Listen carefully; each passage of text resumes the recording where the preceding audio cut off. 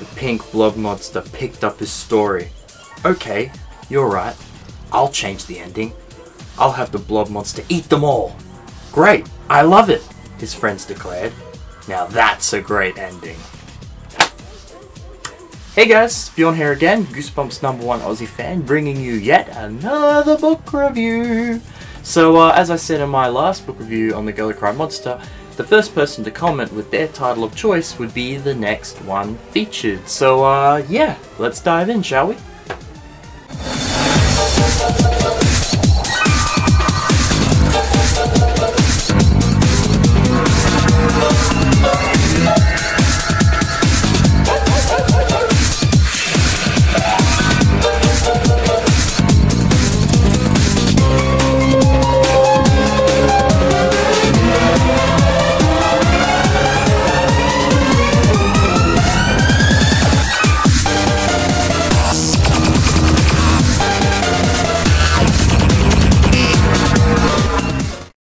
So yeah guys, the story basically goes for this one about a young boy named Zachy, and he has his two best friends, Alex and Adam. Well, technically Adam is one of those, you know, best friends that likes to make fun of you all the time, and he is just, you know, everything that Zach writes, all the different scary stories, well, particularly the Blob Monster story, obviously, because that's what it's about, because he writes this story called Adventures of the Blob Monster. He thinks it's lame, and nothing scares him, and whatnot, blah blah blah.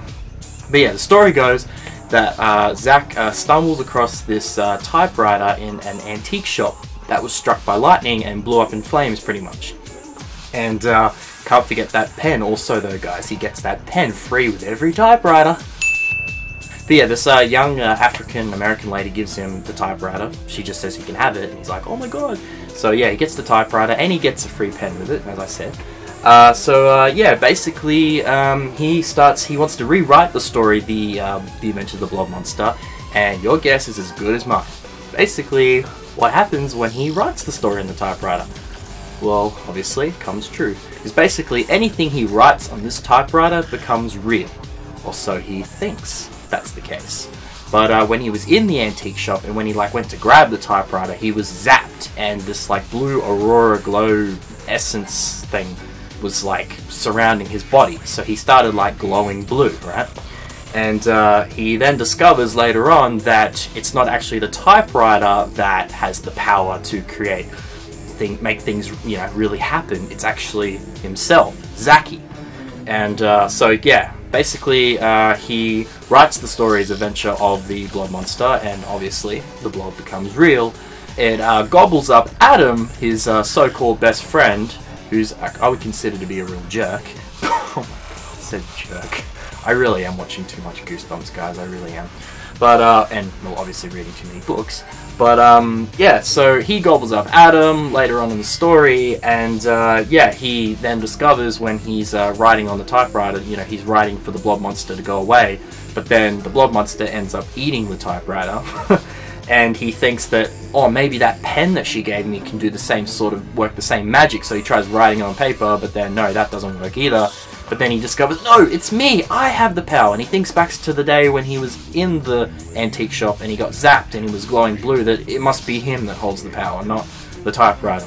And it makes me think of the typewriter from the Goosebumps movie, it really makes me think of the typewriter. But it just doesn't add up, though, because he does say in the movie that, you know, his monsters literally leapt off the page when he would write the story, so obviously that doesn't add up, but it just made me think of that, it really does. But yeah, that's basically, you know, the basic plot of the story. Yeah, he basically stumbles across a typewriter, discovers it's powerful, has magic, he writes the story of the Blob Monster on it, the blob becomes real, but then he soon discovers it wasn't actually the typewriter doing it, it's himself. He's the one that holds the power when he got zapped and that, yeah, fluorescent blue glow, you know, appeared around him. So yeah, that's basically the story of, yeah, the blob that ate everyone, and is definitely one of the greater Goosebumps books, must admit. On a scale of 1 to 10 for horror, I would say probably about an 8 out of 10, so yeah, Goosebumps approved.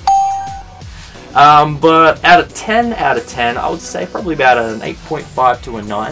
I mean, it is definitely a solid piece of R.L.Stine's work, so yeah, 8.5, 9 out of 10 overall, definitely.